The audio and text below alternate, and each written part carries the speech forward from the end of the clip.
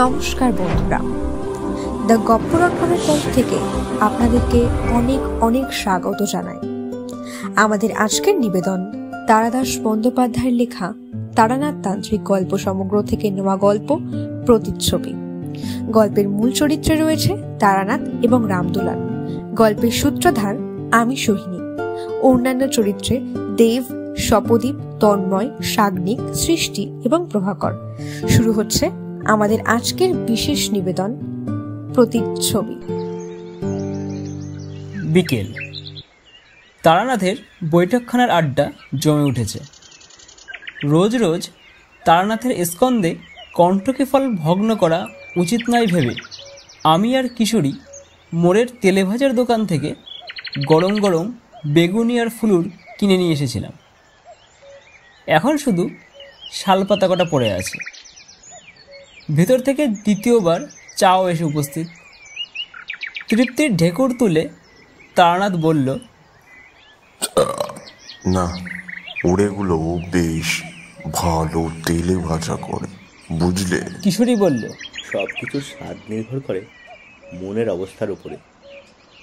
আজ এখন আপনার কোনো কাজ নেই, বেশ নিশ্চিন্তে আড্ডার মেজাজ।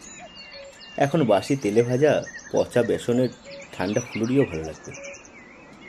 আবার মাথায় দুশ্চিন্তা থাকলে দেরাদুন চালের বিরিয়ানিও মুখে রুচবে না, তাই নয়? তারানাথ মৃদু হেসে চায়ে চুমুক দিয়ে বলল, কথাটা তোমাদের পক্ষে সত্য হলেও আমার ক্ষেত্রে সম্পূর্ণ খাটে না বোধ হয়।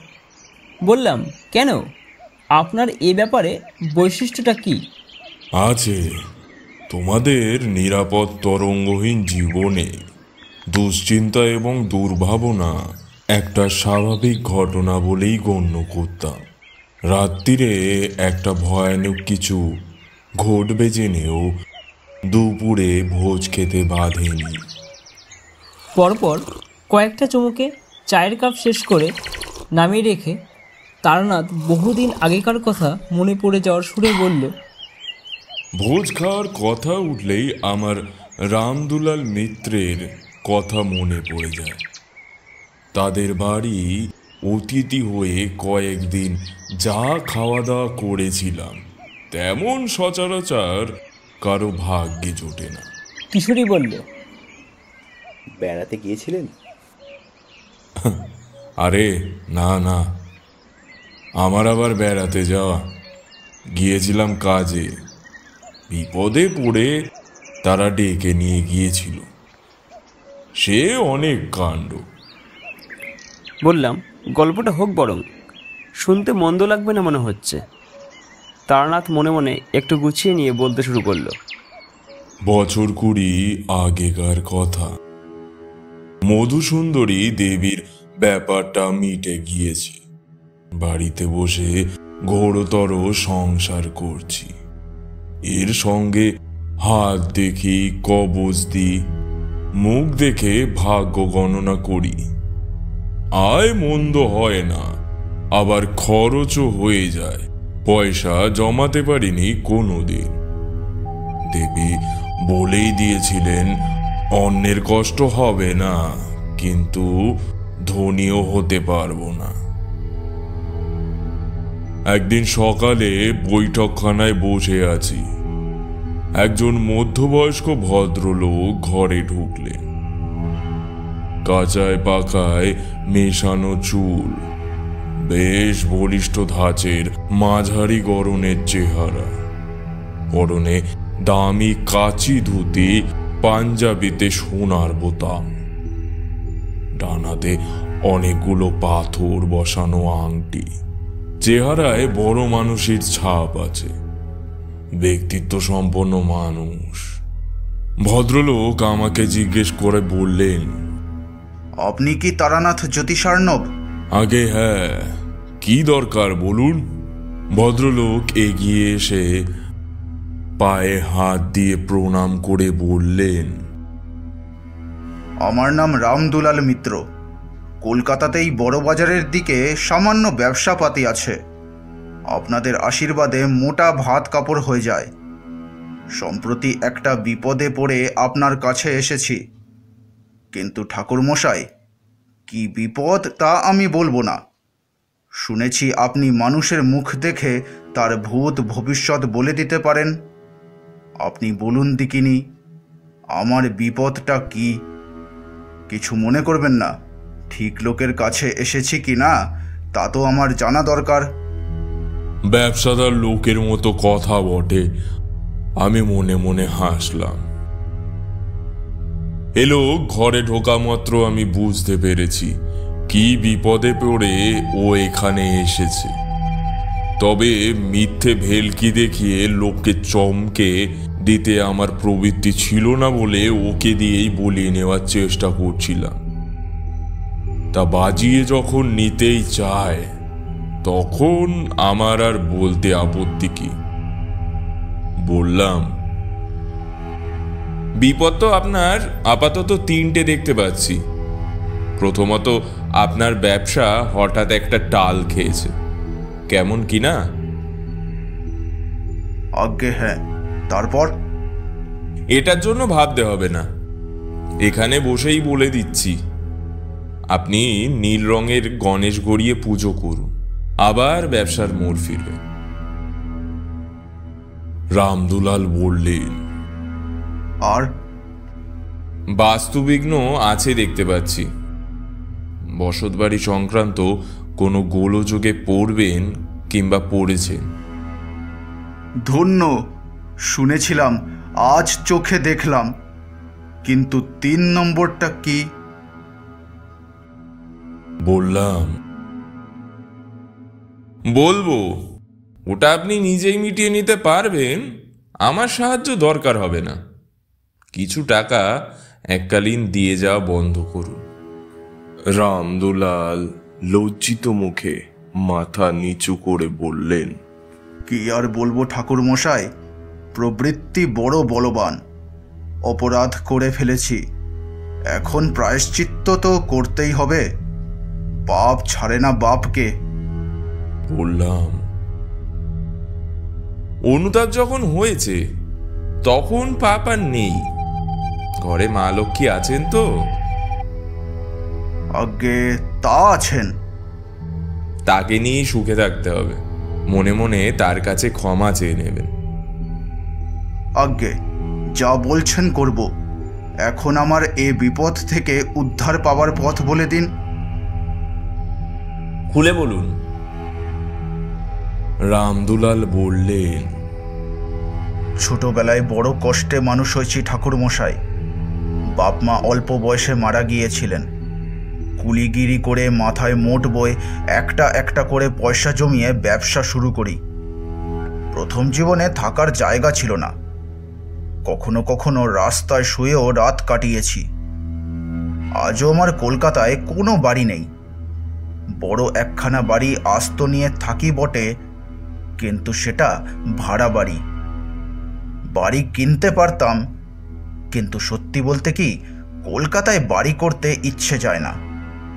ছোটবেলায় গ্রামে মানুষ, আর কটা দিন পরে ছেলেদের হাতে ব্যবসা দিয়ে আবার গ্রামে গিয়ে বাস করব ঠিক করেছি।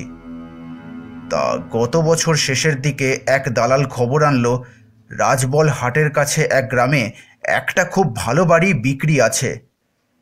নতুন বাড়ি না হলেও সামান্য মেরামত করে নিলে নতুনের মতোই দাঁড়াবে। সেখানকার জমিদারদের বাড়ি। জমিদার মারা গিয়েছেন। জমিদারি বিক্রি করে ছেলেরা কলকাতায় উঠে আসতে চায়। বাড়িও আর রাখবে না, নামমাত্র দামে বেচে দিচ্ছে। দালালের মাধ্যমে দর করে বাড়ি তো কিনলাম ঠাকুরমশাই, অনেক আশার বাড়ি, কিন্তু এখন সে বাড়িতে বাস করা অসম্ভব হয়ে উঠেছে। বললাম, কেন, কি হয়েছে? আজ্ঞে, বাড়িটায় অপদেবতার দৃষ্টি আছে। কেনবার পর আমরা সবাই কয়েকটা দিন থাকবার জন্য সেখানে গিয়েছিলাম। প্রথম দিনই আমার স্ত্রী কি দেখে রাত্রিরে ভয় চিৎকার করে উঠলেন। জানলার কাছে নাকি ছায়ার মতো কি দাঁড়িয়েছিল, অথচ দোতলার জানলা, কোনো খাঁজ বা কানিশ নেই। চোর কিংবা ডাকাত কি বেয়ে উঠবে? পরের দিন সন্ধ্যের দিকে আমার বড় ছেলে সচি দুলাল পায়খানা করতে গিয়েছিল। কিছুক্ষণ বাদে ফিরে এসে বলল, বাবা, বাড়ির বাইরে কে বসে কাঁদছে বলুন তো? মেয়ে ছেলের গলা মনে হলো।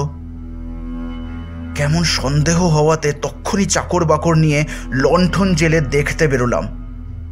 পায়খানা বাড়ি থেকে একটু দূরে, উঠোন পেরিয়ে যেতে হয়, তারপরেই পাঁচিল। এদিকের দরজা দিয়ে বেরিয়ে ঘুরে সেখানে পৌঁছে দেখি কোথাও কিছু না। পাঁচিলের পরেই ঘন ঝোপঝাড় আর আগাছার জঙ্গল। সেখানে বসে এই ভর সন্ধে কে কাঁদতে যাবে? কিন্তু কি বলবো ঠাকুর মশাই, ফিরে আসতে গিয়ে পরিষ্কার শুনলাম কে যেন খুব আকুল হয়ে কাঁদছে। স্ত্রী লোকের গলা, খুব কষ্টের কান্না। আবার ফিরে যাই, আবার দেখি না, কোথাও কিছু নেই।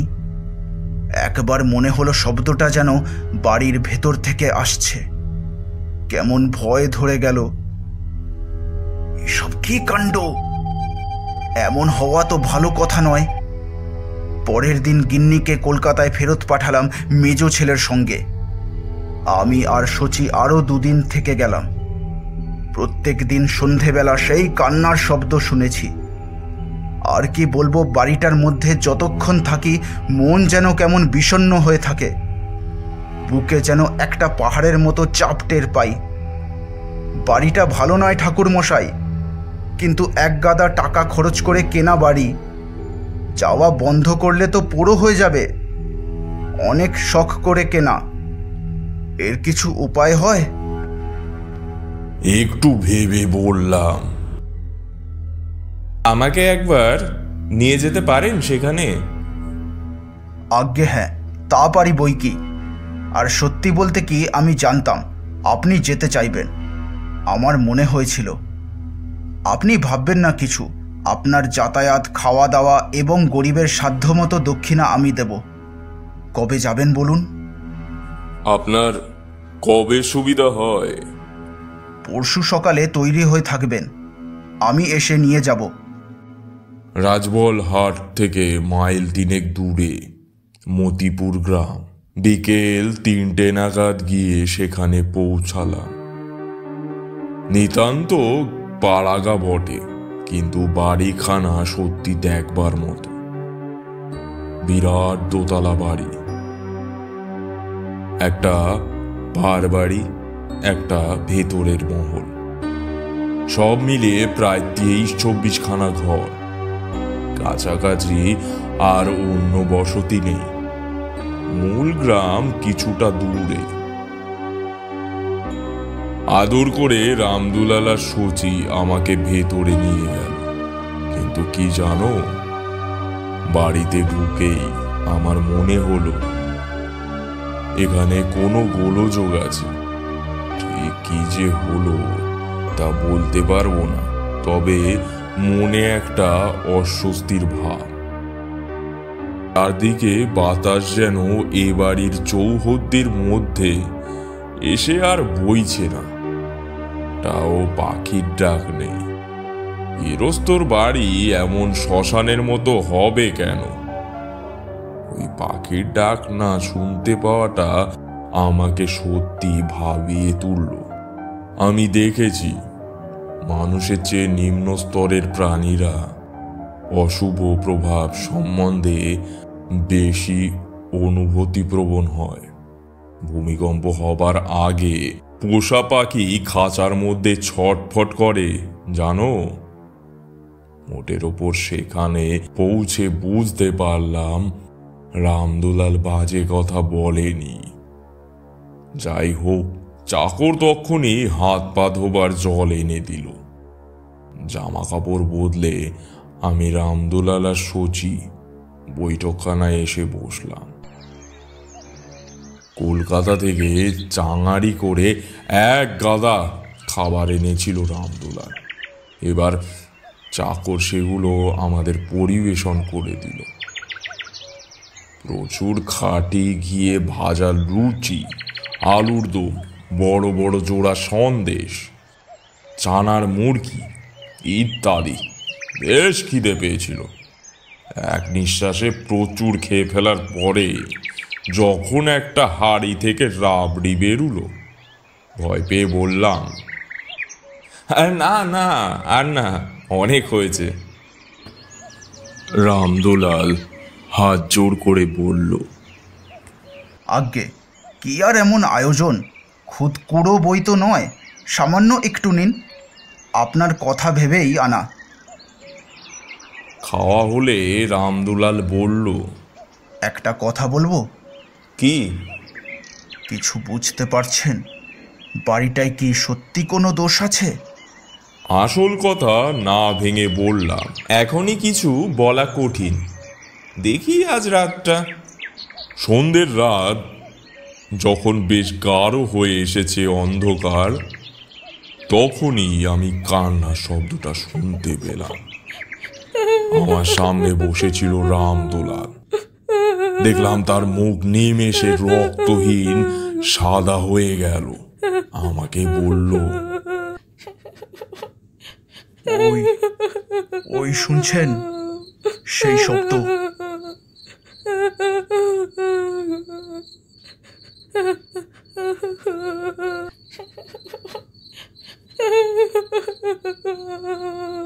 বেশি করে বলবার দরকার ছিল না, কোথা থেকে যেন ভেসে আসছে একটা কান্নার শব্দ, করুণ স্ত্রীলোকের কান্নাই বটে, যেন খুব কষ্টে গুমড়ে গুমড়ে কাঁদছে। কোথা থেকে আসছে শব্দটা একবার মনে হচ্ছে বাইরে থেকে, আবার মনে হচ্ছে খুব বেশি দূরে নয়, কাছাকাছি বসে কাঁদছে কেউ। দরজার কাছে শচী দুলাল এসে দাঁড়িয়েছে। বাবা, বাবা শুনছেন? রামদুলাল ভয়ার্ত গলায় বলল, শুনেছি, তুই ভেতরে চলে আয়। বললাম, ভয় পেও না, দাঁড়াও, আমাকে একটা লণ্ঠন দাও তো। চাকরটাও ভয় পেয়ে চলে এসেছে, তার হাতে একটা হারিকেন। সেটা নিয়ে ঘর থেকে বেরুতে বললাম, তোমরা এইখানেই থাকো, ঘর থেকে বেরিও না, আমি একটু দেখি। কিন্তু দেখবোটা কি, লণ্ঠন হাতে সারা বাড়ি তন্ন তন্ন করে খুঁজলাম, আওয়াজের উৎস কোথায় ধরতে পারলাম না।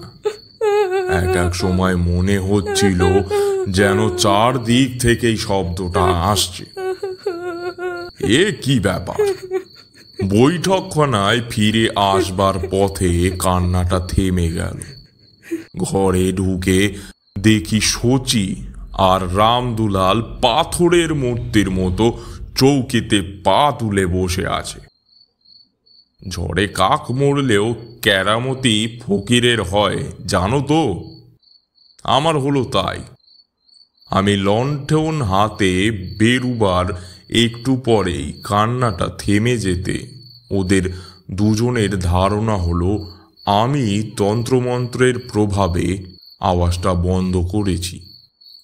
আমাকে দেখে রামদুলাল বলল, ও কি ভয়ানক শব্দ! কি করে থামালেন ঠাকুরমশাই? ভাগ্যিস আপনি এসেছিলেন। ব্যাপারটা বুঝে চুপ করে রইলাম। ওদের ভুল ভাঙিয়ে লাভ নেই, আমার ওপরে ভরসা করে যতটুকু সান্ত্বনা পায় পাক না। রাত্রিরে ভেতর বাড়ির বারান্দায় আসন পেতে বসে আবার এক বিপুল আয়োজনের সম্মুখীন হওয়া গেল। পুজোর পরাতের মতো বড় বগি থালায় সরু চড়ুই পাখির নখের মতো চালের ঘি ভাত, ভেড়ার মাংসের কোরমা, রুই মাছের কালিয়া, ৩-৪ রকমের মিষ্টি। বললাম, আরে করেছো কি? এত কখনো খাওয়া যায়? আর তাও বিকেলে ওই জলযোগের পর। তুলে নাও, এর অর্ধেকও আমি খেতে পারবো না। রামদুলাল বলল, আমার এই চাকরটি বড় ভালো রাঁধে, পাকা হাত। শুধু রান্নার জন্যই ৬০ টাকা দিয়ে ওকে রেখেছি। আপনাকে রেঁধে খাওয়াবে বলে ওকে নিয়ে এলাম। আপনি না খেলে আমরা কষ্ট পাবো। এমন কিছু বেশি তো নয়, খেয়ে নিন। খাওয়ার গল্প আর বারবার করব না। এই প্রসঙ্গেই রামদুলালের কথাটা মনে এলো বলে তোমাদের ভোজের বাহারটার একটু ইঙ্গিত দিলাম। এক কথায় এরপর দুবেলা নানা রকম নানা বিচিত্র পদ তৈরি হতে লাগলো আমার জন্য। রাত্রেও শুয়ে ঘুম আসে না, একে চাপ খাওয়া হয়ে গিয়েছে, তার উপর মনে কেমন একটা অমঙ্গলের ভাব। আমাদের গায়ের সেই সাধুর কথা মনে আছে তো? সে বলেই দিয়েছিল আমার এ ধরনের ক্ষমতা হবে। পরদিন একটা অদ্ভুত ঘটনা ঘটল। এইখানেই গল্পের আসল অংশের শুরু। সকাল 8টা হবে, বৈঠকখানায় বসে আছি। রামদুলাল গিয়েছে স্নান করতে, আর শচী বাড়ি নেই। বিকেলে ক্ষীর দিয়ে কি একটা খাবার তৈরি হবে, তাই সে গিয়েছে খাঁটি দুধের সন্ধানে। বাড়ির ডান দিকের কোণে বারান্দায় শেষে খুব সুন্দর একটা স্নানের ঘর আছে। জমিদার শখ করে বানিয়েছিল।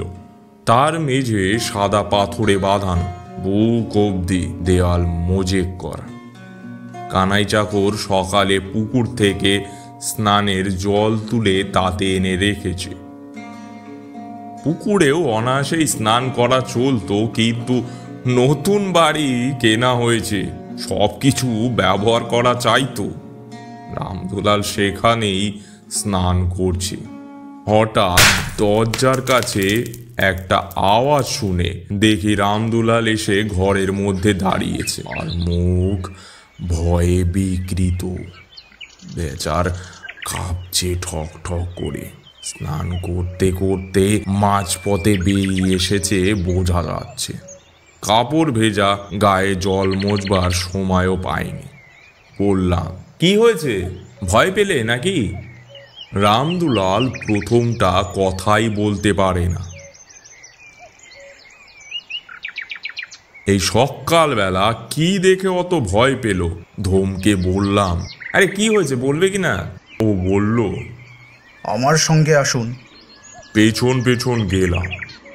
স্নানঘরের দরজার কাছে এসে ভেতরে মেঝের দিকে আঙুল দিয়ে কি দেখিয়ে রামদুলাল বলল, ওই শুনছেন সেই শব্দ? প্রথমে কিছুই বুঝতে পারলাম না। সাদা পাথরে বাঁধানো সুন্দর পরিষ্কার মেঝে, তারপর দেখতে পেলাম জিনিসটা। মেঝের একটা পাথরের টালিতে যেন আবছা একখানা মুখ ফুটে উঠেছে। ঠিক পুরো মুখ নয়, মুখের আদল মাত্র। চেষ্টা করলে বোঝা যায় স্ত্রী লোকের মুখ, কারণ লম্বা চুলের আভাস দেখা যাচ্ছে। কিন্তু সে মুখ সুন্দর নয়, এমন যেন ভাঙাচোরা অবয়ব, যেন কষ্টে মুখ বিকৃত করে আছে।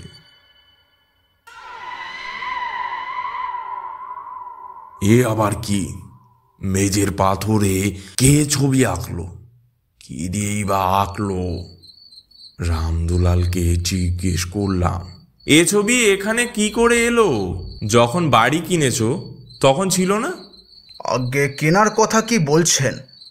আজ সকালে কানাই জল তুলে রাখছিল, আমি দাঁড়িয়ে তদারক করছিলাম, তখনও ছিল না। এই এখন চান করতে করতে হাত ফসকে সাবানটা পড়ে গেল, তুলতে গিয়ে একেবারে চোখাচোখি। কি হবে ঠাকুর মশাই, বড় শখের বাড়ি। বললাম, আচ্ছা তুমি আগে স্নান করে নাও, ভয় নেই, আমি এই দরজার কাছেই দাঁড়িয়ে রইলাম, ঠিক আছে? ভয়ে ছিটকিনি না দিয়ে কোনো মতে দরজা ভেজিয়ে বাকি স্নানটুকু সেরে বেরুলো রামদুলাল। মানুষ ভয় পেলে যে কি রকম হয়ে যায় তা আজ দেখলাম। প্রথম দিন রামদুলালকে কত ব্যক্তিত্ববান পুরুষ বলে মনে হয়েছিল, কিন্তু যা ধরা ছোঁয়া যায় না এমন অপ্রকৃত ঘটনার সম্মুখীন হয়ে সে ব্যক্তিত্ব কখন বাতাসে উবে গিয়েছে। বৈঠকখানায় বসে রামদুলাল বলল, এসেই ব্যবসার অবস্থা খারাপ যাচ্ছে। বাজারে অনেক দেনা। এক বেটা মারোয়ারিকে প্রায় 70,000 টাকার মাল সাপ্লাই করেছিলাম। তার দরুন বিল সে কিছুতেই দিচ্ছে না, কেবল আজকাল বলে ঘোরাচ্ছে। মারোয়ারির সঙ্গে কি আমরা পারি? আমারই ভুল হয়েছিল ওখানে মাল দেওয়া। কি করব, লোভে পড়ে গেলাম। এখন যদি বিল না আদায় হয় তাহলে আমার ব্যবসা ডুববে। নালিশ করে টাকা আদায় করতে করতে তো আর ব্যবসা থাকবে না। এদিকে এই চিন্তা, এত টাকা দিয়ে বাড়ি যদি বা কিনলাম, এখন তাতে বাস করতে পারছি না। আমাকে আত্মহত্যা করতে হবে ঠাকুরমশাই। বললাম, আরে দাঁড়াও, এত ব্যস্ত হলে চলবে কেন? ব্যবসায় লাভ ক্ষতি জোয়ার ভাটা আছেই, ভেঙে পড়ার কিচ্ছু নেই। আরে এ বাড়ির কথা বলি, আমার মনে হয় তোমাদের ভয়ের কিছু নেই। ভয়ের কিছু নেই? মনে হয় না, ভেবে দেখো, যে আত্মাই এমন করুক না কেন, তার যদি তোমাদের ক্ষতি করবার ইচ্ছে থাকতো তাহলে সে তো তা অনায়াসেই করতে পারত।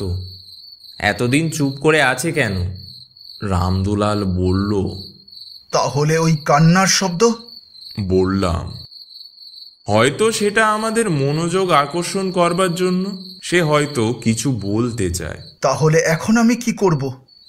তুমি কিছুই করবে না, আমি আরো কয়েকদিন থাকব, দেখি কি হয়। যা করবার আমিই করব। শচীদুলাল এসে স্নান ঘরের মেঝেতে ছবিটা দেখল, তবে সে বাপের চেয়ে সাহসী। ভয় পেলেও মুখে কিছু বলল না। রাত্রিরে আমি সাবধানের মার নেই দেখে বড় এক ঘটি জল নিয়ে বাড়ির চারদিকে ছিটিয়ে সাধুর দেওয়া সেই মন্ত্রে গণ্ডি দিয়ে রাখলাম। সেদিন রাত্রিটা কারোরই ভালো ঘুম হলো না। পরদিন সকালে উঠে আমি আর রামদুলাল গিয়ে দেখি স্নানঘরের মেঝেতে ছবিটা যেন আরো স্পষ্ট হয়ে আছে। এদিক ওদিক দু একটা রেখা বেড়ে গিয়ে এখন বেশ স্পষ্ট বোঝা যাচ্ছে মুখখানা। সমস্ত মুখে একটা যন্ত্রণার চিহ্ন। মুখ, নাক, চোখ যেখানে যা থাকার কথা ঠিক যেন সেখানে নেই। সমস্ত ছবিটাকে যেন টুকরো টুকরো করে ভেঙে সামান্য অদল বদল করে বসিয়ে দিয়েছে। ফলে একটা অমানসিক কষ্টের চিত্র ফুটে উঠেছে। আমি এগিয়ে ভেতরে গিয়ে পা দিয়ে ঘষে ছবিটা মুছে ফেলবার চেষ্টা করলাম, ইচ্ছে মাত্র উঠল না। অথচ সাদা পাথরে কালো রঙের কিছু দিয়ে আঁকা জিনিসটা, তবে উঠছে না কেন? মনে হচ্ছে ছবিটা যেন পাথরের ভেতরেই রয়েছে, বাইরে থেকে ঘষে তোলা যাবে না। এরপর থেকে প্রত্যেক দিন ছবিটা একটু করে স্পষ্ট হয়ে উঠতে লাগলো। এখন বেশ বোঝা যায় একজন অল্প বয়সী মেয়ের ছবি। বেশ মিষ্টি দেখতে, কিন্তু কে যেন তাকে খুব অত্যাচার করছে। ব্যথায় কষ্টে তার মুখ বিভৎস হয়ে আছে। সত্যি রামদুলালের আর দোষ কি? আমারই গা ছমছম করত সেদিকে তাকালে। বেশ গরম পড়েছে। একদিন সন্ধ্যাবেলা আর সহ্য না করতে পেরে রামদুলালকে ডেকে বললাম, ওহে, তোমার কানাইকে বলো তো একটু স্নানের জল দিতে। বড্ড গরম আজ, স্নান করে ফেলি। আগে জল তোলাই আছে, আপনি চলে যান। ঠান্ডা জল, আরাম করে গায়ে জল ঢালছি, পায়ের কাছে মেঝেতে সেই ছবিটা। এই 3-4 দিনে ছবিটা আমাদের অনেকখানি গা সহ হয়ে গিয়েছে। না তাকিয়ে স্নান করে খুলেছি, সেই কান্নার শব্দটা এবার খুব কাছে, যেন এখানেই, এ ঘরেই কেউ কাঁদছে। স্নান ঘরে আমি একা, অন্ধকার ঘনিয়ে এসেছে, পায়ের কাছে পাথরে সেই মূর্তি, আর বাতাসে করুণ কান্নার আওয়াজ। গুমড়ে গুমড়ে কে যেন কাঁদছে কোথায়, তরুণী মেয়ের গলা। বাইরে দরজায় ধাক্কা দিচ্ছে রামদোলাল। ঠাকুর মশাই, ঠিক আছেন তো? বললাম, ঠিক আছি, ভয় নেই, যাও ঘরে গিয়ে বসো, আমি আসছি। আওয়াজটা এ ঘরেই হচ্ছে বটে, যেন আমার পায়ের তলা থেকে আসছে। আমার মাথায় তখন একটা বুদ্ধি এসেছে, কি করতে হবে ভেবে ফেলেছি। আমি স্নান সেরে বেরোবার আগেই কান্নার আওয়াজ থেমে গেল। ঘরে এসে রামদুলালকে বললাম, আচ্ছা, যখন এই বাড়ি কেনো তখন মালিকরা তোমাকে এ ব্যাপারে কিছু বলেনি? বাড়িতে এরকম কান্নার শব্দ শোনা যায় বা কিছু একটা? না, তা বললে কি আর আমি বাড়ি কিনতাম? তা বটে। আচ্ছা, তোমার বিশ্বাসী চাকর কজন আছে কলকাতার বাড়িতে? 2 তারা গোপন খবর চেপে রাখতে পারবে? তা পারবে, প্রাণ গেলেও তারা আমাকে বিপদে ফেলবে না। আর কানাই? কানাইও বিশ্বাসী। বললাম, কাল সচিকে কলকাতায় পাঠিয়ে সেই চাকর দুজনকে এখানে আনাও, কাজ আছে। এর পরের ঘটনা সংক্ষিপ্ত। পরের দিন সচি গিয়ে বাড়ি থেকে 2 বলিষ্ঠ চাকরকে নিয়ে এলো। তাদের নিয়ে স্নান ঘরে গেলাম।